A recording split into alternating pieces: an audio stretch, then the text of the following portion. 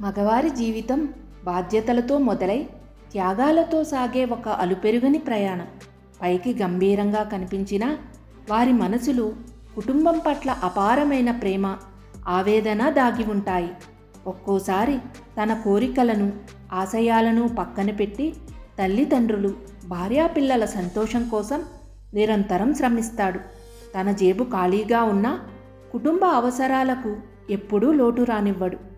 మగవారు ఏడవకూడదు అనే మన సమాజపు కట్టుబాట్ల మధ్య తన బాధని, భయాన్ని, ఒత్తిడిని బయటకు చూపించలేక గుండెల్లోనే దాచుకుంటాడు.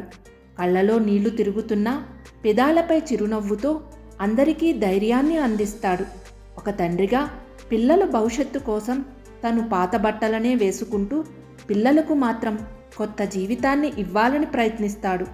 ఒక భర్తగా భార్యకు రక్షణగా ఉంటూ, ఒక కొడుగ్గా తల్లిదండ్రులకు అండగా నిలబడతాడు. అలసట వచ్చినా, ఆరోగ్యం బాగాలేకపోయినా సెలవు తీసుకోలేని పరిస్థితి. ఎందుకంటే తన మీద ఆధారపడి ఉన్న కుటుంబం ఉందనే బాధ్యత అతన్ని నిద్రపోనివ్వదు. మగవారు ప్రశంసలు కోరుకోరు. కేవలం తనను అర్థం చేసుకునే మనసు, కాస్తంత గౌరవం మాత్రమే ఆశిస్తారు. అలా మన కోసం నిశ్శబ్దంగా యుద్ధం చేసే ప్రతి మగవాడు ఒక నిజమైన హీరోనే, అవునా?